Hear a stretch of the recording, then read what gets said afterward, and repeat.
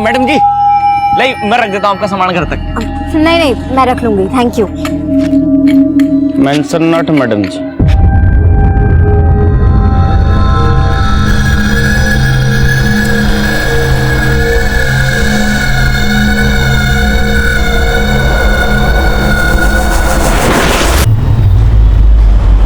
लो, हो गए फिर से दोनों शुरू।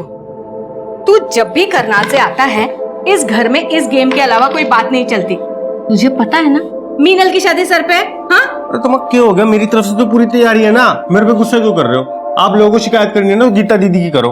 क्या कहा था आप लोगों ने? इस वीकेंड आ जाएगी, आई वो। लो, याद किया और आ गया इसका वीडियो कॉल। हेलो, कैसे हैं आप सब? हम सब तुझसे बहुत नाराज हैं। तू आई क्यों नहीं? अच्छा बाबा, सॉरी, नेक्स्ट टाइम पक्का आऊंगी। मैं 1 मिनट में आती हूँ। अरे, ये मीनल को किसका फोन आ गया? अरे उसे तो फोन आते रहते बेटा। तू बता कैसी है, वहाँ सब ठीक है?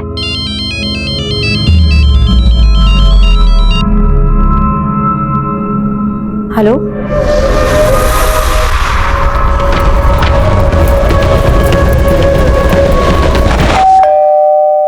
इतनी रात को कौन आया होगा? मैं देखता हूँ, रुको।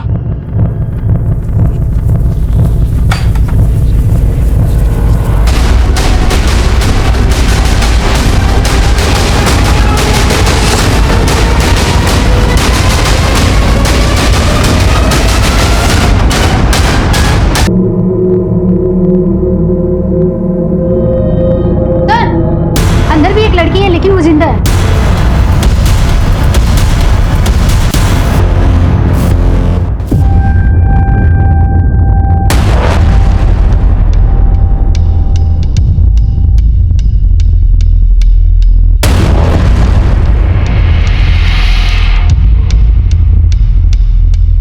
सर, घर में 2 मर्डर हुए हैं और जो लड़की जिंदा है शायद उसके साथ रेप भी किया गया है। शायद उसको ही मारने का इरादा हो, लेकिन किलर को अंदाजा नहीं हुआ कि वो जिंदा है। माना लूट हुई है, लेकिन बॉडी को गौर से देखो। जिस बेरहमी से कत्ल किए गए, लगता है किसी ने पुरानी दुश्मनी निकाली।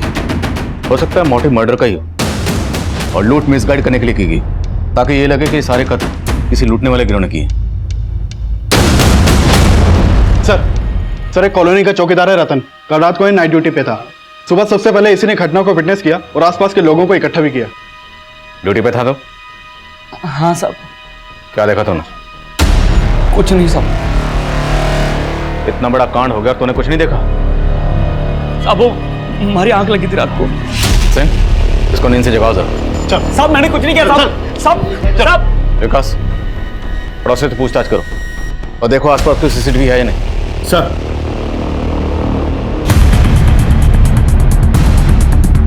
मिश्रा, इस सीसीटीवी की फुटेज निकलवाओ जल्द से जल्द। सर, माधुरी आंटी यहाँ अपनी बेटी मीनल के साथ रहती थी और उनका बेटा रामेंद्र करनाल में काम करता था। हर सैटरडे संडे को आता था, तो शायद कल भी आया हो। उनका कोई रिश्तेदार है? हाँ सर, उनकी एक बड़ी बेटी भी है गीता, पर उसकी शादी हो चुकी है और अभी वो भोपाल में रहती है। अच्छा, माधुरी की फैमिली का किसी से कोई झगड़ा, कोई दुश्मनी, ऐसा कुछ? सर, ये लोग बहुत ही अच्छे थे और माधुरी आंटी आए दिन पूजा पाठ दान पुण्य भी करती थी। साहब, हमारी सोसाइटी में एक ही गार्ड है रतन। 3-4 बार हमने नाइट के लिए अलग गार्ड रखा, मगर साहब वो किसी को टिकने ही नहीं देता था।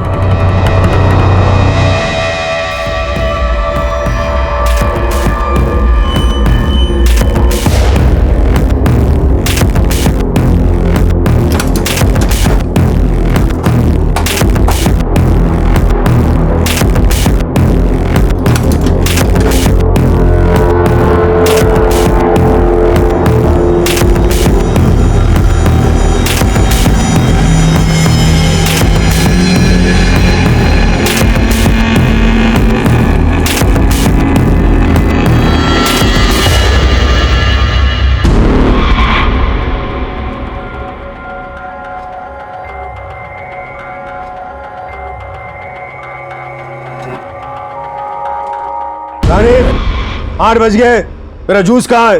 लाई पापा। डिसिप्लिन नाम की कोई चीज नहीं है इस घर में। पता नहीं दिन भर क्या करती रहती है। पापा जूस। जूस? पूरे 2 मिनट लेट हो तो अब मैं 2 मिनट के लिए तुम्हारे हाथ ऊपर करके तुम्हें खड़ा रखूंगा तो कैसा लगेगा तुम्हें? सॉरी पापा। सॉरी पापा। अब जाओ, तरीका हो सर पे। सुनो, ठीक 9 बजे मुझे नाश्ता तैयार चाहिए। मैंने होमवर्क कर लिया। अरे वाह मेरा बच्चा, शाबाश। अब चलो कमरे में चल के देखते तुमने होमवर्क सही किया या नहीं। आओ चलते हैं। शाबाश।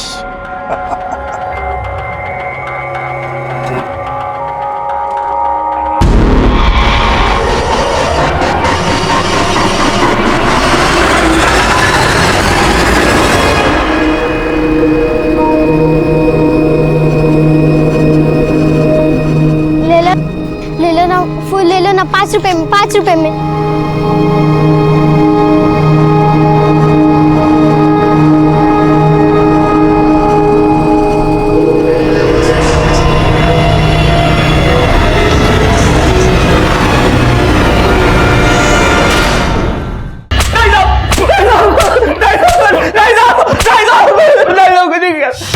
देख, हम जानते हैं कांड तूने किया। बोल, तेरे साथ और कौन कौन शामिल था? साहब मैंने कुछ नहीं किया साहब। हमारी गलती बस इतनी सी कि हमारी आग लग गई थी। आखिरी मौका दे रहा हूं, सच बोल दे, वरना मीनल के होश में आने के बाद सच खुद ब खुद सामने आ जाएगा।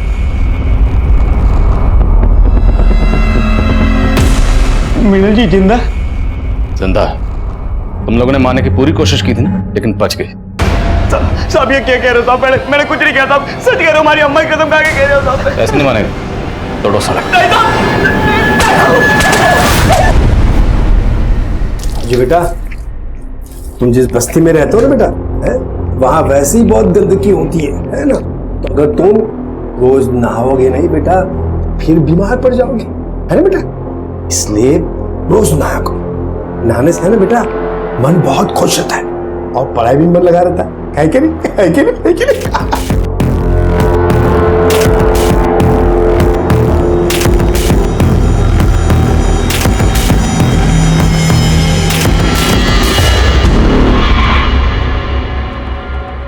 पापा जी,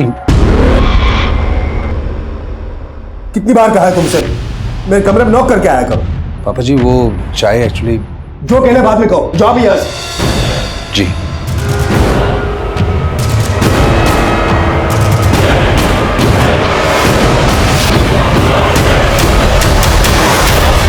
तो मोहल्ले के गेट पे जो सीसीटीवी मिला था वो पिछले 5 दिनों से फंक्शनल नहीं है। हो सकता है उसे भी पर्पसली खराब किया गया हो और इसमें भी रतन इन्वॉल्व हो।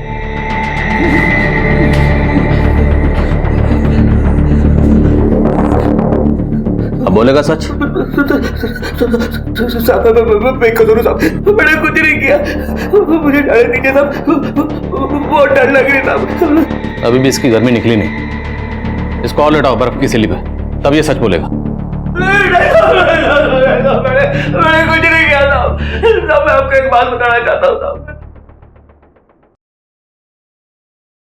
बोल। साहब उस दिन ना मैंने आप ही के लोगों को देखा था साहब। हमारे लोगों को? मतलब पुलिस वालों को? हाँ साहब, पहले मैं ये बात बताने से आपको डर रहा था, लेकिन उस रात ना साहब पुलिस वाले आए थे वापस और मेरी आग लगी हुई थी, इसलिए उनके पास जाने की मेरी हिम्मत भी नहीं हुई साहब। साहब वहां पर रात काफी थी साहब, इसलिए अंधेरे में किसी के चेहरा नहीं देख पाया, पर सबने पुलिस की वर्दी पड़ी हुई थी साहब। अपनी बकवास बंद कर।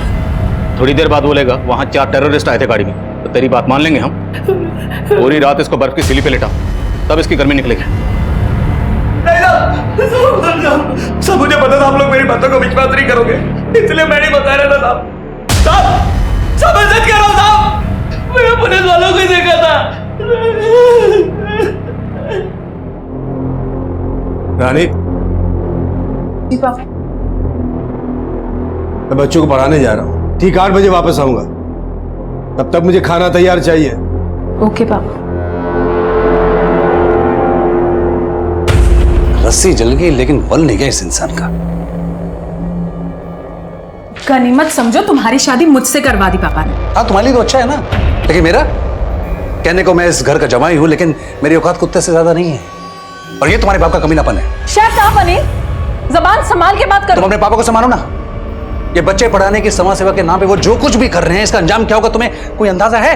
बस नहीं, मैं मानती हूँ पापा थोड़े गुस्सैल है, स्ट्रिक्ट है, पर तुम मेरे पापा के बारे में इतना गंदा सोच भी कैसे सकते हो? गंदा कर रहे हैं इसलिए बोल रहा हूं मैं। तुम्हारे पापा क्या कर रहे हैं, क्या करतूतें कर रहे हैं, वो सब मैं देख चुका हूं। तुम्हारे पापा के चक्कर में हम सब फंसने वाले हैं। एक भी बच्चे के अगर माँ बाप को यह पता लग गया ना, तो हम सबके सब जेल पे चले जाएंगे।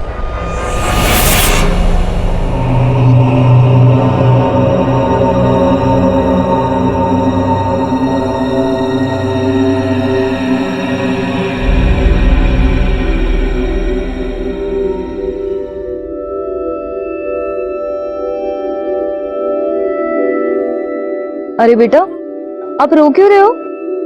कुछ नहीं मैडम, मैं कहाँ रो रही हूँ। कितने बहादुर हो आप, रो भी रहे हो और तकलीफ भी नहीं बता रहे।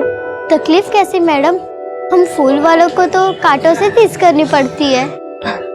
तुम कितनी गहरी बातें करती हो। कहाँ है तुम्हारी माँ?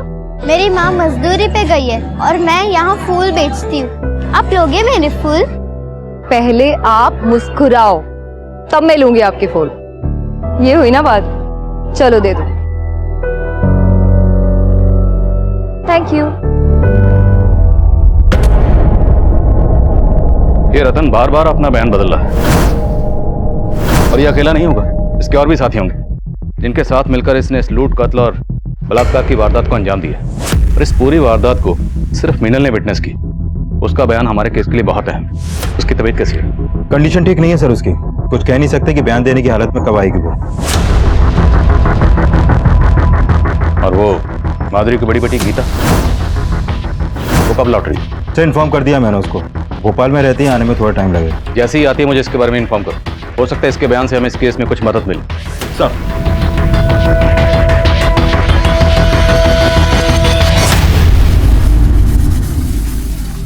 माँ, वो आंटी बहुत अच्छी है, उन्होंने मेरे सारे फूल ले लिए। तू है ही ऐसी, ये पत्थर भी पिघल जाए। पर तुम नहीं पिघलती माँ, और मेरी एक भी बात नहीं मानती। तू सोच ले, मैं तेरी निर्दयी माँ हूं, लेकिन तेरा भला ही सोचूंगी। मैं गमी सर। कम इन। सर फॉरेंसिक टीम को माधुरी के घर से ऐसे कोई भी अननोन फिंगरप्रिंट्स नहीं मिले हैं जो क्रिमिनल से बिलोंग करते हो। शायद क्रिमिनल्स ने हैंड ग्लव्स पहने होंगे। सर रतन बोल रहा था कि वहां पर पुलिस की वर्दी में लोग आए थे, लेकिन मैंने पेट्रोलिंग टीम से चेक किया, उस रात वारदात के दौरान वहां पर कोई भी पीसीआर नहीं गई थी। मतलब ये रतन झूठ बोल रहा है। हो सकता है उसने खुद ही किसी गैंग को एंट्री दी। लेकिन सर रतन के कॉल रिकॉर्ड में इसका कोई क्लू नहीं मिल रहा। एक बात और सर, मैं मीनल का इलाज कर रहे डॉक्टर से मिला था, उन्होंने कंफर्म किया कि मीनल के साथ रेप भी हुआ था। लेकिन सर मीनल की बॉडी पर से सिर्फ एक ही रेपिस्ट का डीएनए मिला, जबकि हम मान रहे थे कि इतनी बड़ी लूट और हत्या को कई लोगों ने अंजाम दिया होगा। मीनल की बॉडी पर जो रेपिस्ट के डीएनए सैंपल्स मिले, उसे रतन के डीएनए सैंपल से मैच करवाने की परमिशन निकलवाओ। सर रतन, रविंदर, माधुरी और मीनल, इन सब के कॉल रिकॉर्ड चेक किए। सर मीनल के नंबर पे एक सस्पिशियस नंबर मिला है, और पिछले काफी समय से मीनल की इस नंबर पे बातें हो रही थी। किसका नंबर है? सर दीपक शर्मा, गुरुग्राम के सेक्टर 15 का रहने वाला है, और सर घटना के 2 दिन पहले से ये गायब है। इसके घर पे भी ताला लगा है। सर पता चला है कि मीनल के साथ इसकी शादी होने वाली थी। ये मीनल का मंगेतर है? जी सर। तो इसका इस लूट और बलात्कार से क्या कनेक्शन हो सकता है?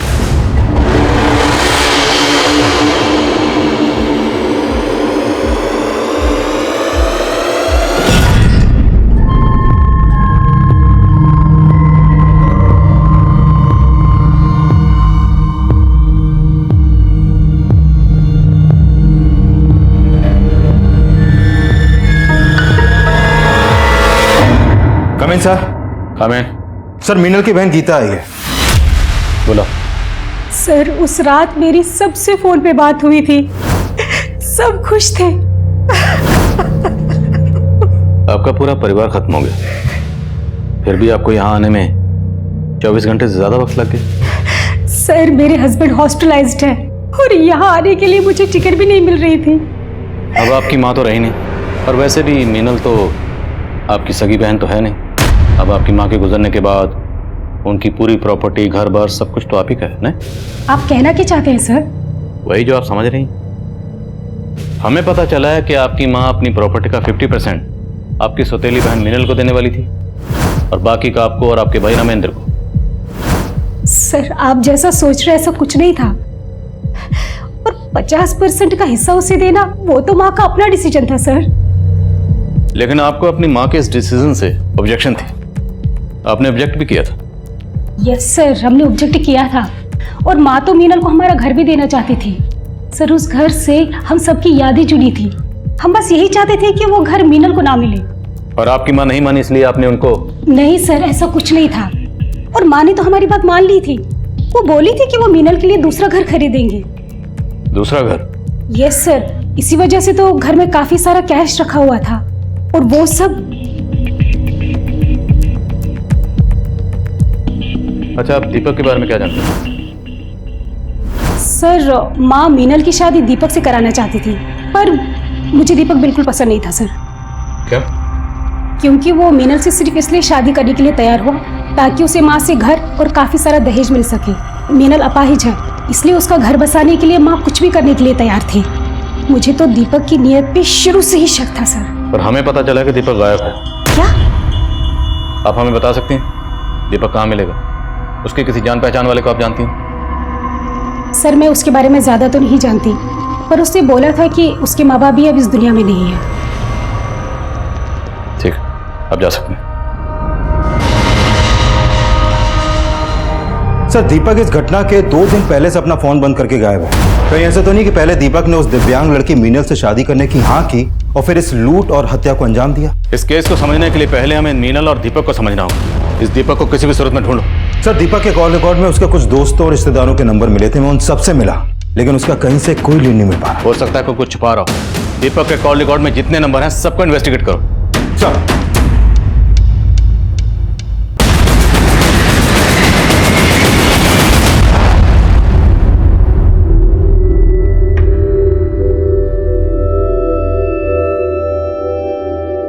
लो मैडम, मुझे दे दो, मैं संभालती हूँ इसे। हाँ, इसे थोड़ी देर के लिए तुम ले लो।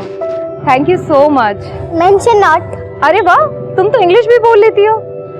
पढ़ाई करती हो? नहीं मैडम, मैं नहीं पढ़ती। अच्छा चलो, तुम उसे 2 मिनट संभालो, मैं अब भी आई। हाँ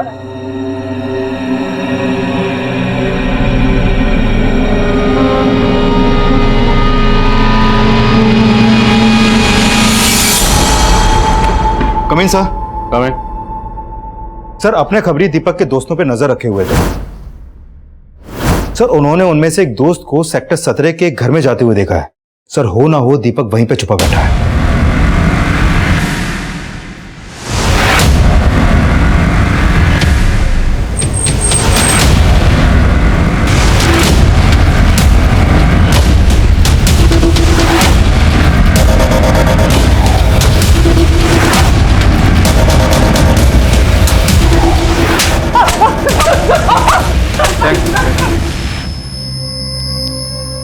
सर मैं वैष्णो देवी गया हुआ था सर।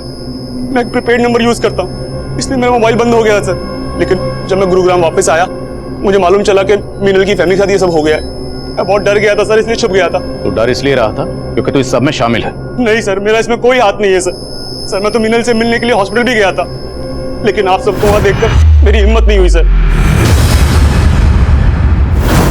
तो मैं जानता हूँ कि गीता मुझे पसंद नहीं करती, और मैं ये भी जानता हूँ कि सबसे पहला शक उसका मेरे पे ही आएगा सर। उसी डर से मैं छिपा हुआ था सर। आखिरी मौका दे रहा हूँ, सच बोल दे। नहीं सर, ऐसा कुछ भी नहीं है सर, मैंने कुछ भी नहीं किया। ला प्रसाद से। दीपक के डीएनए को भी मीनल की बॉडी पर मिले रेपिस्ट के डीएनए से मैच करवाओ, देखते हैं क्या सामने आता है।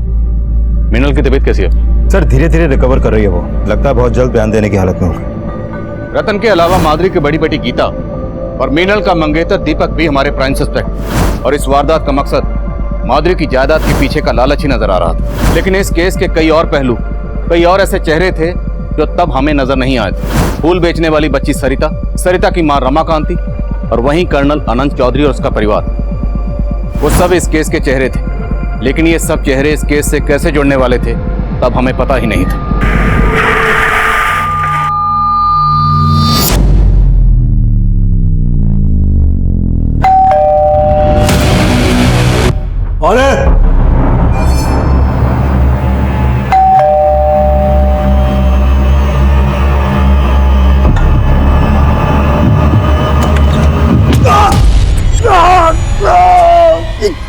बदतमीजी।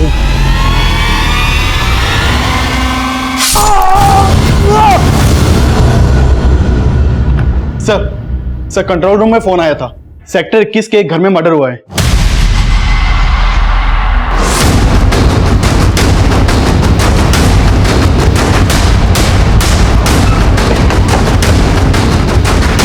सर ये वाला घर है।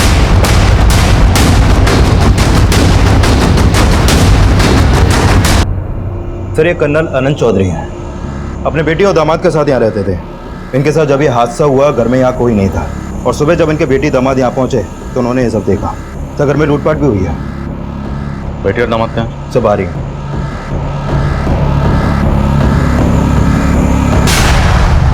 कल मैं और मेरे हस्बैंड अपने रिलेटिव से मिलने रोहिणी गए हुए थे, और जब हम सुबह घर वापस आए तो आपके और कर्नल साहब के अलावा घर में कोई और भी रहता है? नहीं सर। आपको किसी भी शक? सर अभी कुछ भी समझ में नहीं आ। कर्नल चौधरी के बारे में सब कुछ पता लगा उनकी बेटी और दामाद जो उनके बारे में कह रहे हैं उसमें कितनी सच्चाई? सर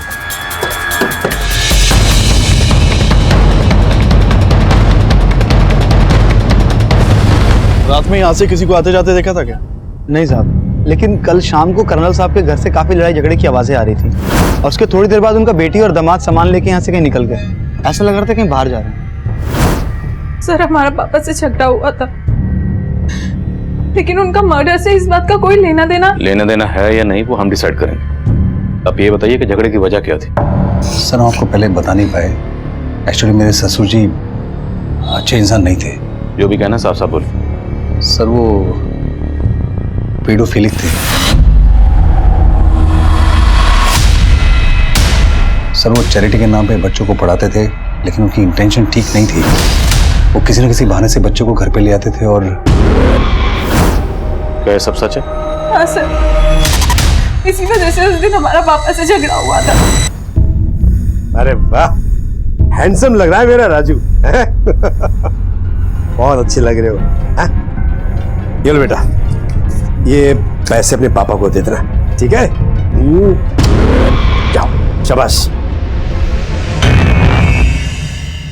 क्या है रानी, क्या बदतमीजी है? कितनी बार कहा है तुमसे मेरे कमरे में आने से पहले नॉक किया करो।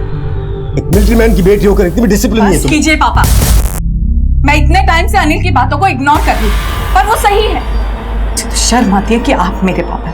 क्या मतलब क्या है तुम्हारा? आप अच्छी तरह से जानते हैं कि आप बच्चों को कमरे में लाके उनके साथ माइंड लैंग्वेज। पहले आप अपनी हरकतें देखिए पापा।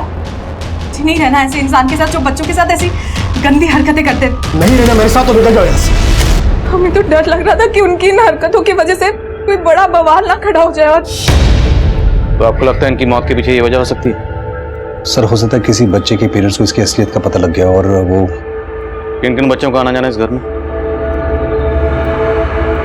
सर अभी कुछ दिनों से कोई राजू नाम का लड़का बार बार आ रहा था घर पे। रहता कहाँ है रोज? सर वो पास की बस्ती में रहता है। उसका स्केच बनवा सकते हैं?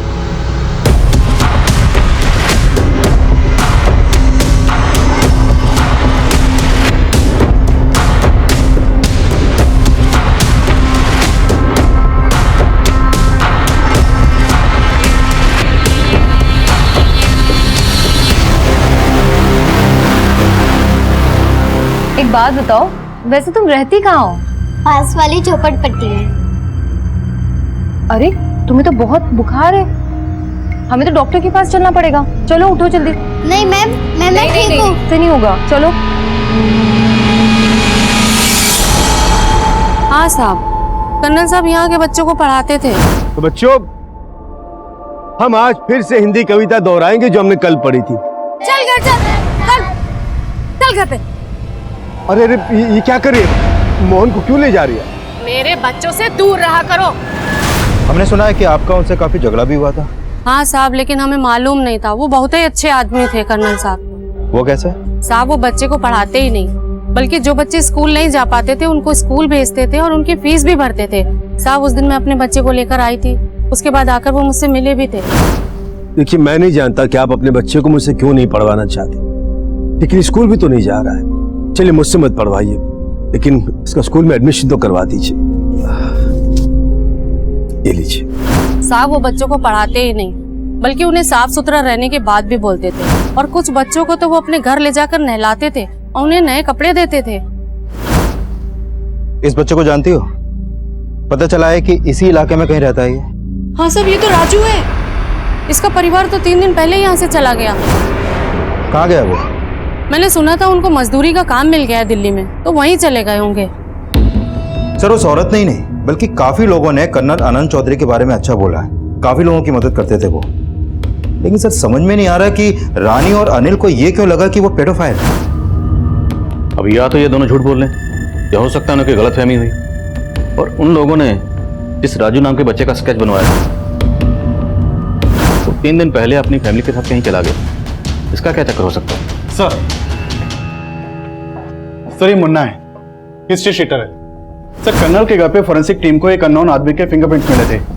हमने अपने डाटाबेस से वो फिंगरप्रिंट मैच करके देखे। वो इस मुन्ना हिस्ट्री शीटर के फिंगरप्रिंट से मैच करते हैं। सर मुन्ना राजस्थान की एक जेल में लूटपाट और चोरी के इल्जाम में बंद रह चुका है। काफी टाइम पहले वहां से छूट गया था, लेकिन अभी अंडरग्राउंड है। तो हो सकता है इस हिस्ट्री शीटर मुन्ना ने कर्नल चौधरी का कत्ल किया, और यह भी हो सकता है किसी ने इसको सुपारी दी। लेकिन सवाल यह है कि सुपारी किसने दी होगी?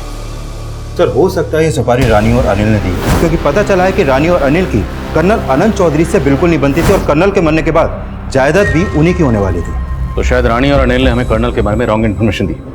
दोनों की बैकग्राउंड चेक करो, और ये भी चेक करो क्या कर्नल की बैकग्राउंड में कोई ऐसा था जिसका इस हिस्ट्री शीटर मुन्ना से कोई ताल्लुक हो।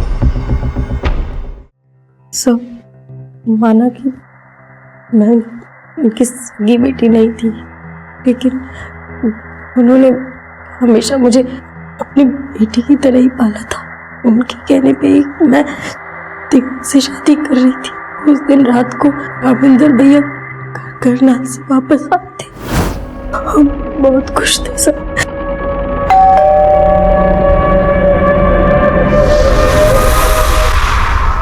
कौन है? दरवाजा खोलिए। पुलिस। पुलिस? क्या हो गया?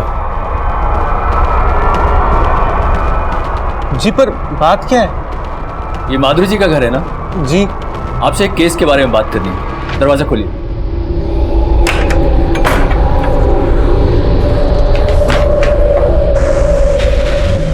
ये कौन है? जी ये मेरा बेटा है। और उसने तो कहा था घर पे सिर्फ बुढ़िया और लड़की रहती है, फिर ये कहां से आ गया? तुम चारों ने पुलिस की यूनिफॉर्म पहनी थी? हाँ सर। सर मतलब रतन वाकई में सच बोल रहा था कि उस रात पुलिस यूनिफॉर्म में कोई गैंग आया था। लेकिन ऐसा कौन सा गैंग हो सकता है जो पुलिस यूनिफॉर्म पहन के इस तरह का कांड करे? पता करो, क्या पहले भी कभी किसी गैंग ने इस तरह का कांड किया? सर अरे तुम्हें तो बुखार था ना, तुम बेडरूम से यहाँ क्यों आई? और ये एप्पल मैं तुम्हारे लिए लेकर आई हूँ। मेरा बुखार तो उठ गया, और वैसे बिना छोटू बेबी को देखे मेरा मन नहीं लगता। और छोटू बेबी का भी तुम्हारे बिना मन नहीं लगता। वो क्या है, छोटे बेबी को दूर से ही प्यार, वो क्या कहते हैं, इन्फेक्शन। हाँ देखो छोटू बेबी, तुम्हारी मासी कितनी समझदार है। मैं मासी हूँ? सरिता मासी। मासी? सरिता मासी? कम इन सर। काम। सर माधुरी के घर पे हुए अटैक से कुछ दिन पहले मानेसर हाईवे पर कुछ पुलिस वर्दी पहने हुए लोगों ने एक ट्रक चलाने वाले को उसका ट्रक रोक कर लूटपाट की थी, और यह केस मानेसर थाने में दर्ज हुआ था। और उस समय उस ट्रक का हेल्पर किसी भी तरह अपनी जान बचाकर वहां से भाग निकला, लेकिन उसने उन क्रिमिनल्स के स्केच बनवाए थे। ये देखिए सर।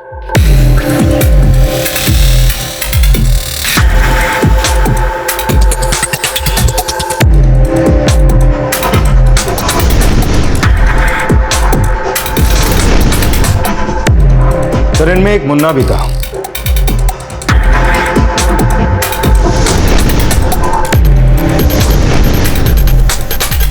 और यही मुन्ना कर्नल चौधरी और माधुरी के घर पर भी मौजूद था।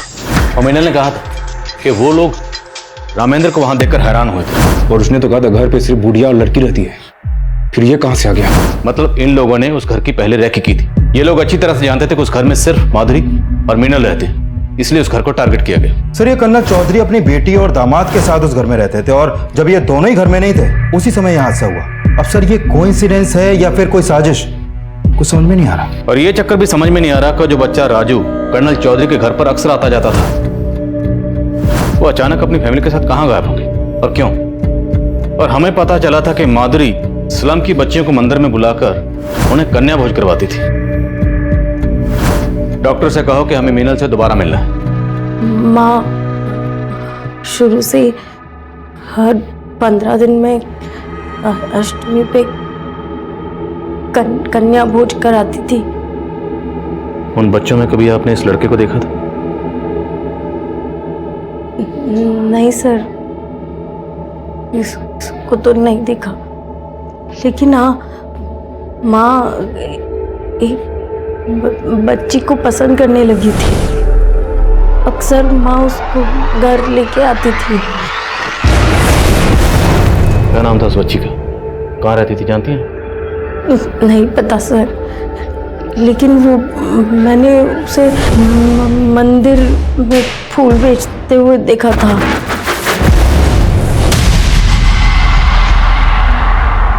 आप उसका स्केच बनवा पाएंगे? दीदी, अरे तुम क्यों लेकर आई मेरे लिए पानी? मैं ले आती ना। मैडम जी अब मैं बिल्कुल ठीक हूँ।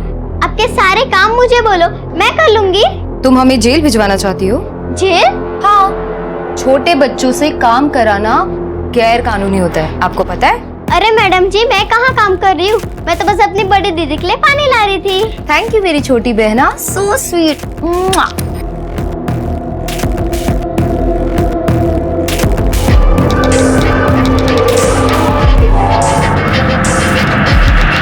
सर मीनल ने जिस बच्ची का स्केच बनवाया था मैंने इसके बारे में मंदिर में पता किया, लेकिन सर ये काफी टाइम से वहां पर देखी नहीं गई है। लेकिन ये पता चला है कि इस बच्ची का नाम सरिता है। और सर जितने भी लोगों से मैंने इस बच्ची के बारे में पूछताछ की, निकलकर यही सामने आया कि बच्ची सरिता माधुरी के घर पे हुए अटैक से पहले ही गायब हो गई थी। और वो बच्चा राजू, वो भी कर्नल के घर पे अटैक होने के 2 दिन पहले गायब हुआ था। लेकिन सर इन बच्चों का मुन्ना जैसे हिस्ट्री शीटर से क्या कनेक्शन हो सकता है? कुछ ना कुछ कनेक्शन तो है विकास, अब क्या कनेक्शन है ये पता लगाना होगा। खबरियों को काम पे लगा, दोनों केसेस की इंफॉर्मेशन निकलो।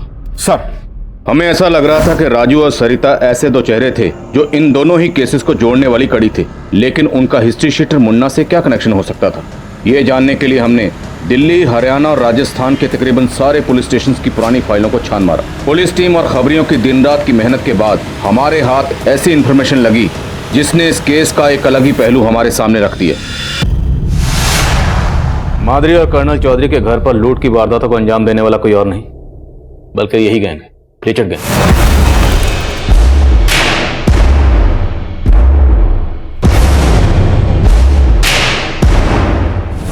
दोनों वारदातों में पैटर्न सेम है, जो कि लीचड़ गैंग की मॉडस ऑपरेंडी से मैच करता है। कर्नल चौधरी मंदिर के पास ट्यूशन पढ़ाता है और माधुरी भी कन्या भोजन के लिए अपने घर के पास वाले स्लम से कन्याओं को बुलाकर मंदिर में भोजन करवाते हैं। और कर्नल चौधरी के घर के पास के स्लम में रहने वाला बच्चा राजू अब गायब है और माधुरी की बहुत करीब बच्ची सरिता भी। मतलब साहब लीचड़ गैंग बच्चों की मदद से काम करते हैं। वो पहले खुद अपना टारगेट चुनते हैं और फिर बच्चों से उस टारगेट की रैकी करवाते हैं। सरिता कन्या भोजन की कन्या बनकर माधुरी के घर में दाखिल हुई होगी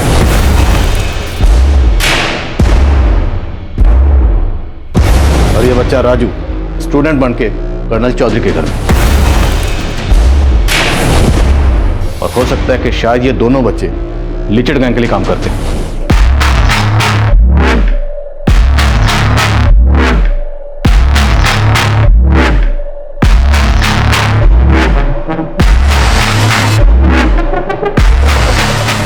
लीचड़ गैंग का एक पैटर्न है, जो बच्चे उनके टारगेट की रैकी करते हैं, वारदात होने के 2-3 दिन पहले से ही वो बच्चे गायब हो जाते और फिर उस गैंग की दूसरी टीम टारगेट पर धावा बोल देती।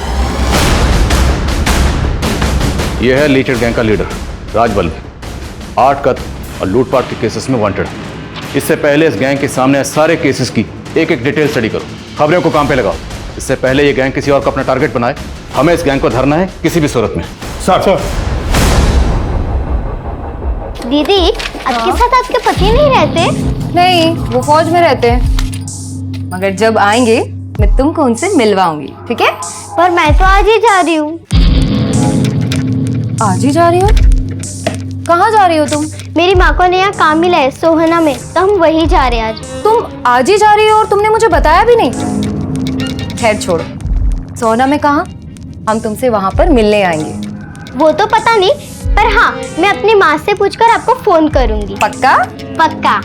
ठीक है, बाय दीदी। अब मैं जाऊँ? नहीं, 1 मिनट रुको।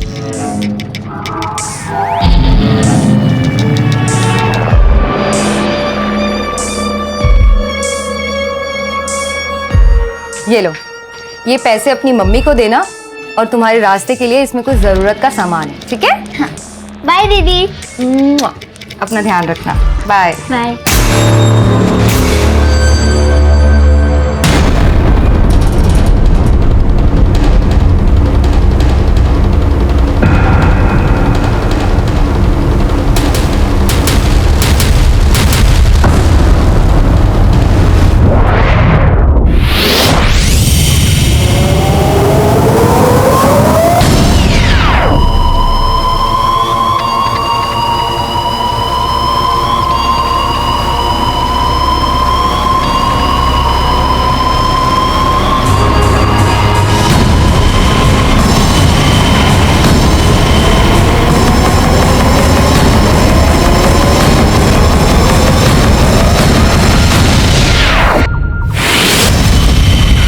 हाँ जगत बोलो।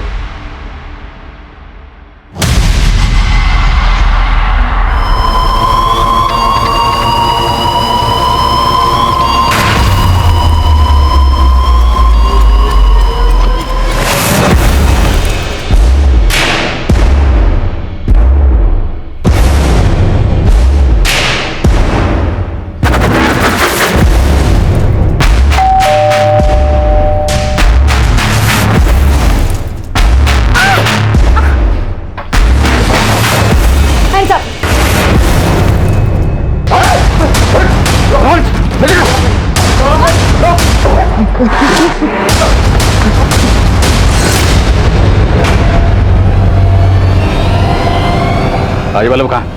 बोलो बोलो, राजवल्लभ कहाँ? एक तरफ जहां हमने अनीता के घर में होने वाली लूट की कोशिश को नाकाम कर दिया था, वहीं दूसरी तरफ हमारे एरिया के एक और घर को टारगेट बनाया गया था, जहां माधुरी और कर्नल के घर की तरह ही न सिर्फ लूट हुई थी, बल्कि उस घर में रहने वाले अकेले बुजुर्ग का कत्ल भी कर दिया गया था। इस वारदात की मोडस ऑपरेंडी भी लीचड़ गैंग से मिलती जुलती नजर आ रही थी, लेकिन अनीता के घर से हमने जिन मुजरिमों को पकड़ा था, उनके बयान एक बार फिर से इस केस को उलझाने वाले थे। लीचड़ गैंग के लिए काम करते हो ना? नहीं साहब, हम किसी लीचड़ गैंग के लिए काम नहीं करते साहब, हम तो वहाँ चोरी करने गए थे साहब। सरिता ने उस घर की रेकी की, और सरिता ने माधुरी के घर की रेकी भी की थी, जहां तुम लोगों ने पहले लूट की और फिर उस घर को लूटा। और वो लड़का राजू, वो भी तुम्हारे गैंग के लिए काम करता है। उसी की मदद से तुम लोगों ने कर्नल का घर लूटा और उसका कत्ल किया।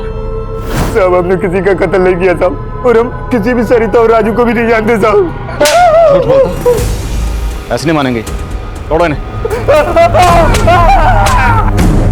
ये सब अपने आदमियों को बचाने की कोशिश कर रहे हैं। सर इनमें से तो कोई सच ही नहीं उगल रहा है। एक बार फिर से अनीता को मिलते हैं, हो सकता है वो हमें सरिता के बारे में कुछ ऐसा बता सके जिससे हमें राजवल्लभ और उसके बाकी आदमियों तक पहुंचने में मदद मिले। Right sir. जब सरिता यहाँ से गई थी तो उसने आपसे कुछ कहा? कोई भी ऐसी बात जो हमें उन तक पहुंचने में मदद कर सके? सर मैंने जब उसे 2000 रुपए दिए थे तो वो 10-15 मिनट के बाद फिर से मेरे पास वापस आई थी। ये लो, ये पैसे अपनी मम्मी को देना और तुम्हारे रास्ते के लिए इसमें कुछ जरूरत का सामान है। दीदी। सरिता क्या हुआ? तुम रो क्यों रहे हो? दीदी मुझे माफ कर दो। माफ कर दो? लेकिन हुआ क्या? दीदी आप चले जाओ, वरना वो लोग आके आपको मार देंगे। मार देंगे? सर उसी के बाद मैंने आपको सरिता के बारे में इन्फॉर्म किया था। लेकिन हाँ सर, सरिता बोल रही थी कि वो अपने मम्मी पापा के साथ सोना जा रही है। सोना? इस छोरी ने फिर से हमारे साथ दगा करा है। वो तो इसके हाव भाव से मन में पहले ही पता चल गया था कि वो हमने फंसवाएगी, इसलिए मैंने वहां अपने दूसरे आदमियों को भेजा था। लेकिन राजवल्लभ भाई, पुलिस ने उन्हें पकड़ लिया है। वो लीचड़ गैंग के वफादार आदमी है, मुंह नहीं खोलेंगे। लेकिन ये सरिता, इसने इसके की सजा जरूर मिलेगी। हमारे गैंग का यो नियम है, जो भी दगा करे है उसने सजा मिले, और सरिता तन्ने भी सजा मिलेगी।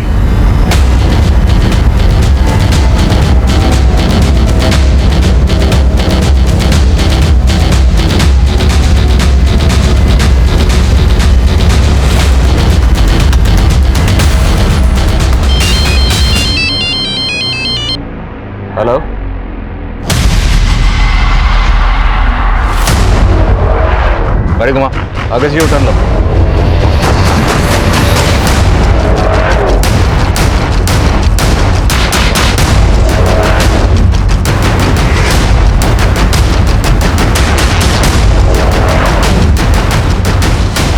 चल हथियार ला।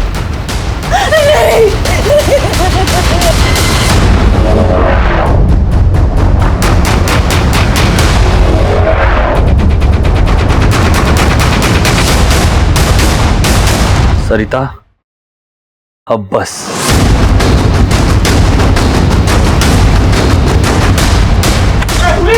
पुलिस आ गई। छोड़ो छोड़ो मुझे। तुझे क्या लगा था तेरे आदमी मुंह नहीं खोलेंगे तो तुझ तक पहुंच नहीं पाएंगे? लेके जा, उठा।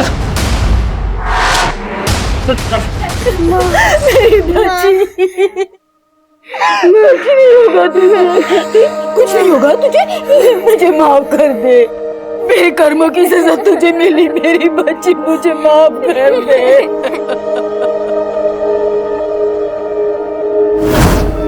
सरिता इस केस की एक ऐसी विक्टिम थी जो लीचड़ गैंग के सरगना राजवल्लभ के शारीरिक शोषण का शिकार हुई थी। यूं तो सरिता खूंखार अपराधियों के लीचड़ गैंग का हिस्सा थी, लेकिन उसकी मासूमियत ने उसे यह फर्क बहुत जल्दी समझा दिया था कि लालच और हिंसा का अंत हमेशा बुरा होता है। सरिता को हमने बचा लिया और सरिता समेत बाकी और बच्चों को भी बाल सुधार गृह में भेज दिया गया। लेकिन सच ये भी है कि सरिता की वजह से ही हम उस गैंग तक पहुंचने में कामयाब हुए थे, जो गैंग पिछले कई सालों से देश के अलग अलग हिस्सों में अपना आतंक फैलाए हुए था।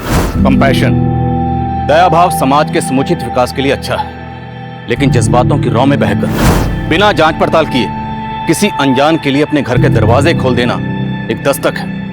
आप अपने घर में एक जुर्म को दाखिल कर रहे हैं, जैसा कि इस केस में हुआ। अब मैं आदिल खान आपसे इजाजत लेता हूं। आपसे फिर मुलाकात होगी एक और नए केस के साथ। तब तक देखते रहिए क्राइम पेट्रोल दस्तक। मकसद बताना नहीं, बचाना है।